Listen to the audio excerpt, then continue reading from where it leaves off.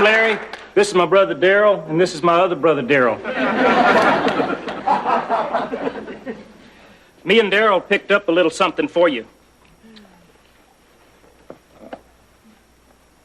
Oh, and it's still wet. Funny, it wasn't when we put it in there.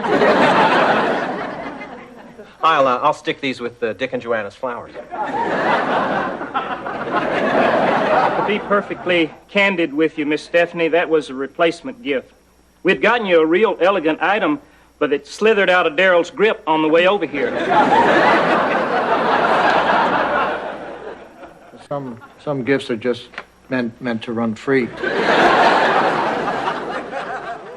I hope you're putting Darryl's gift to good use. Oh, I don't remember getting anything from you. It's not that putrid brocade pillow, is it? No, that's from Dick and Joanna, too. Actually, it's more from Joanna than... So, what did Darryl give me? Well, remember last week when you were stricken? Yes. And you went to the hospital? Yes. And you had an operation? Yes. Well, right now, you've got a fresh pint of Darryl's very own personal blood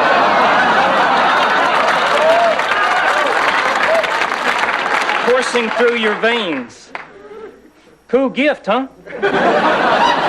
Michael, I'm not happy. Do something.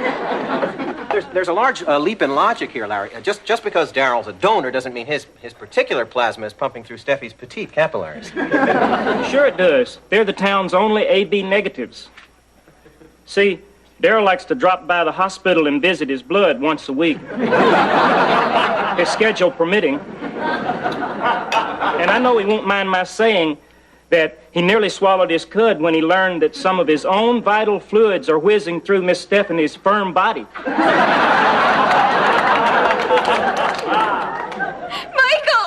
I'm polluted.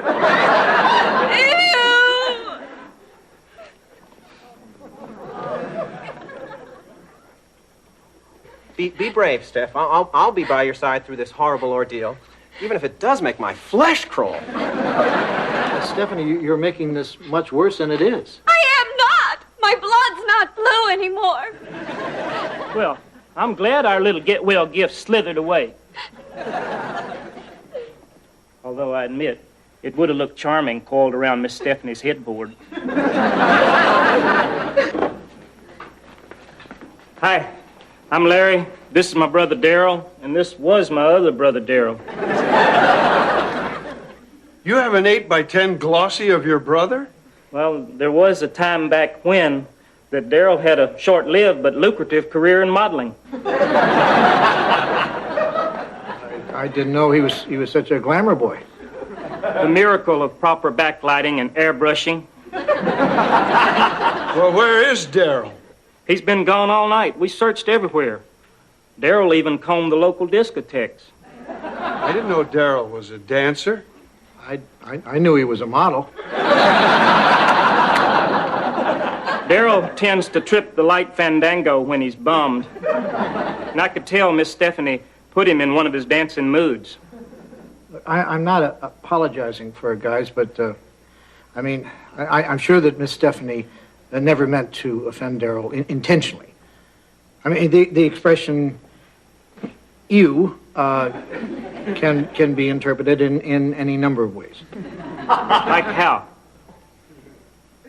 Well, like, you boy. I'm appeased, but Darryl here gets the feeling that you're pulling our collective chains. Well, believe me, guys, that is something I would never do. But I'm sure Miss Stephanie thinks of you as friends. Well, a real friend doesn't go around hurting another friend. Come on, Darryl, let's get a move on. There's got to be somewhere we haven't searched. Good thinking, the pound.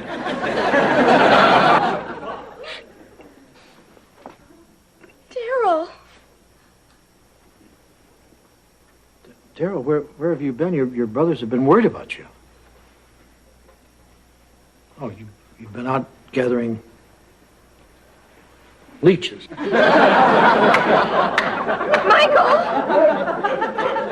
Aren't they normally used in pagan bloodletting rituals?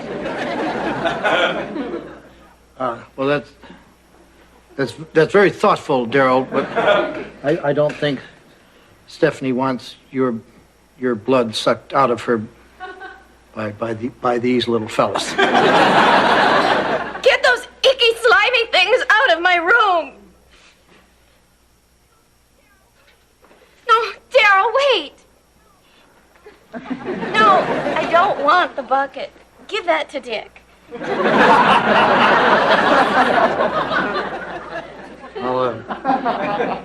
I'll just put these outside, way at the end of the driveway. Michael, I would like to speak to Darryl alone. You sure, Steph? He's been at the bog. I'm sure.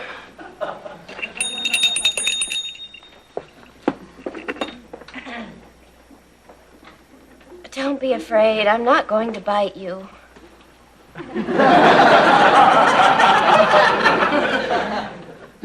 Sit down.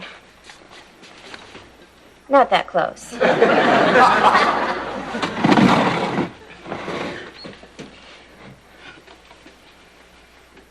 Thank you for the leeches. They were repulsive, but the thought was there. And I'm sorry about yesterday. I really am. I guess you thought I was pretty mean to you. Well, it wasn't on purpose. I had a lot of stuff going through my head.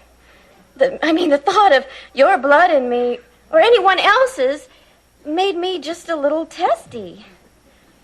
Is this making any sense? Oh, it should. Okay. Maybe I wasn't thinking about your feelings. Maybe I was just thinking about myself.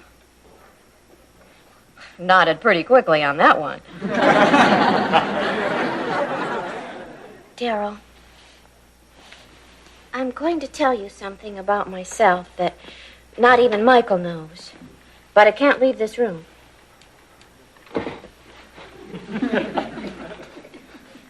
There are times when I can be just the tiniest bit self-centered. No, really, it's true. And this might have been one of those times. I was rude to you, and I shouldn't have been. I guess, in a way, sort of saved my life. Maybe one day I could do something for you.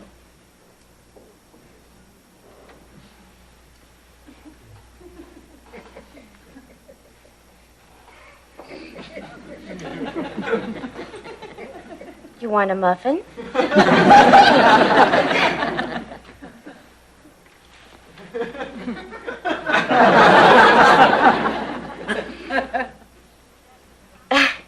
You have some crumbs there in the corner of your mouth. Wait.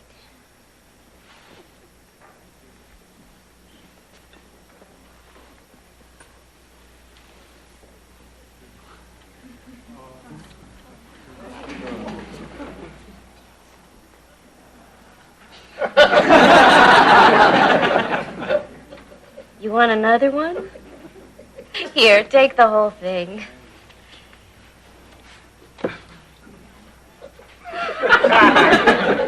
Wouldn't you be happier eating those at the bog?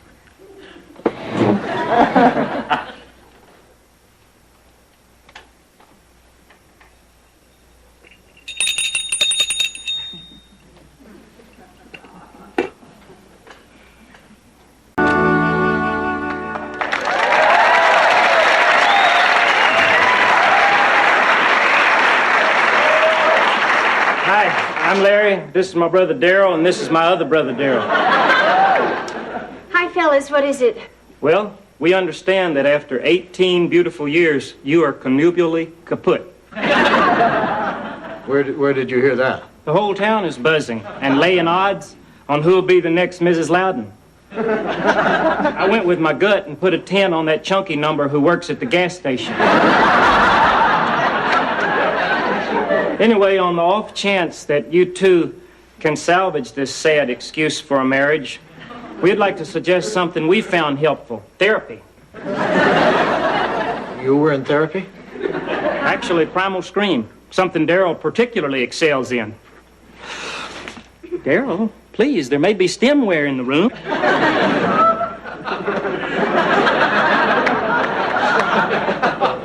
Thanks for the concern, guys, but we aren't having a problem.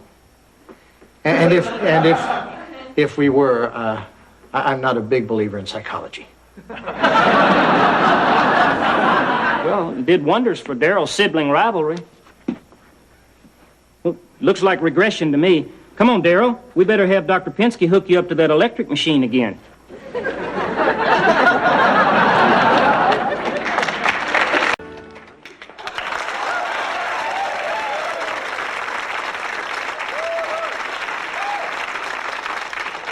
Who are you guys? Gosh, no one ever asked us before. Hi, I'm Larry. This is my brother Darryl, and this is my other brother Darryl. Well, nice to meet you. I'm Bill Loudon.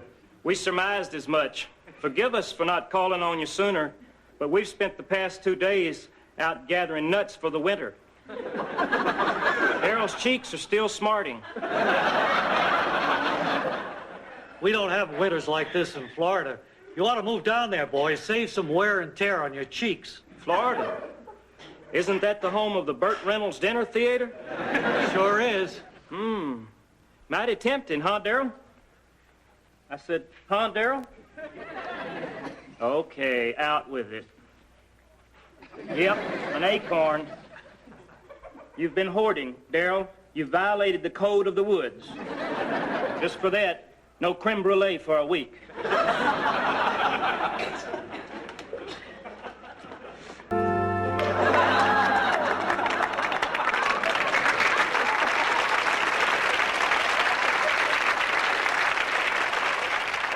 There you go, young man.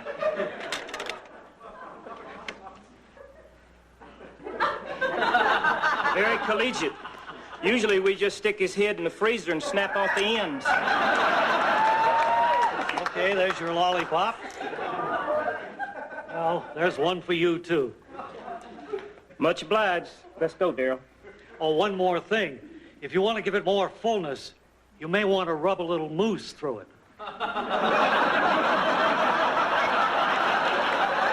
It won't hurt, Darryl. The baby ones don't have antlers.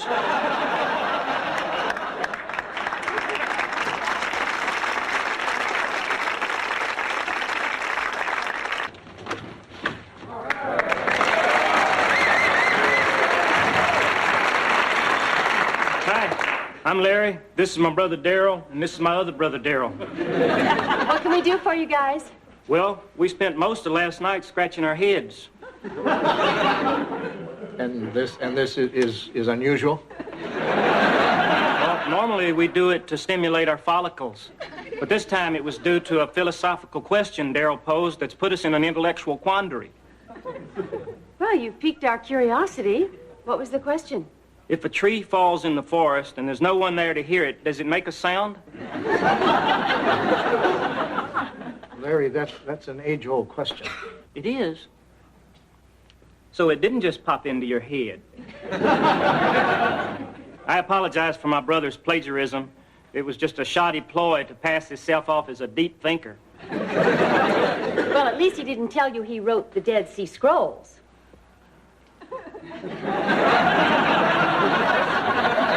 I suppose your poem, The Toad Not Taken, is stolen too. Larry, that probably is actually his. Anyway, does the tree make a sound or not? Well, that's a question, Larry, that no one can really answer. You mean, like, why when you cut a worm in half, the two sides live, but you can't do the same with a hedgehog? Exactly. Maybe we can find the answer to our tree question. Come on, Darryl, the woods await.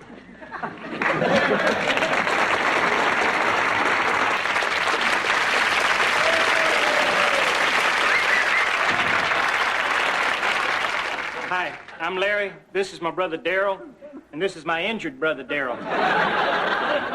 What happened? Well, we were in the forest trying to answer that age-old question. Oh, no. You're not going to show me half a hedgehog. No, I mean the tree question. We chopped one down and then tried to run out of the forest before it hit the ground.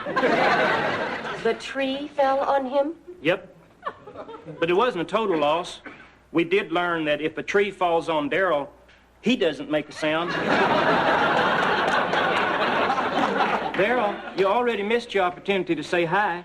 Come on, our quest continues.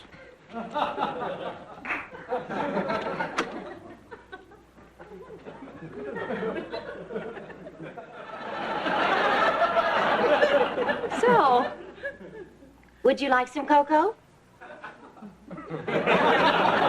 I'll take that as a yes.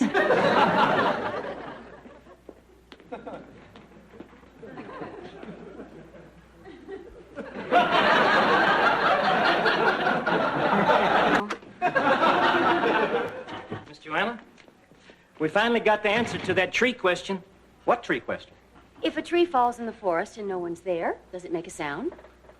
I've got the answer. Who cares? We put one of Darryl's video cameras in front of a tree. You have a video camera? He's quite the videophile. Every time a new camera comes out, he's got to have one. He's the same way with pudding pops. Anyway, we put 2 hungry beavers in front of a tree, then turned on the camera. Then we left and came back an hour later. The answer's right here on this tape. Prepare to be enlightened. You know, Darryl, I'm kind of a video buff myself. We should get together sometime and talk tape technique. Pipe down, you two. Look, Darryl, our beaver's on the tube. That's Dean on the right and Jerry on the left. How can you tell them apart? Jerry's the one with slick back fur. Oh, I have a coat like Jerry. Look, they're starting to gnaw at the tree. Wow, those choppers can really chomp. Why are they stopping? And why is Dean giving Jerry that funny look? Whoa, that's why. And on top of pine cones. I think our Jerry's been masquerading as a boy. Same plot line as Yentl. If only Dick would get this passionate. Joanna, I'm going to drive over to the courthouse and wait for Dick outside. That's nice, George.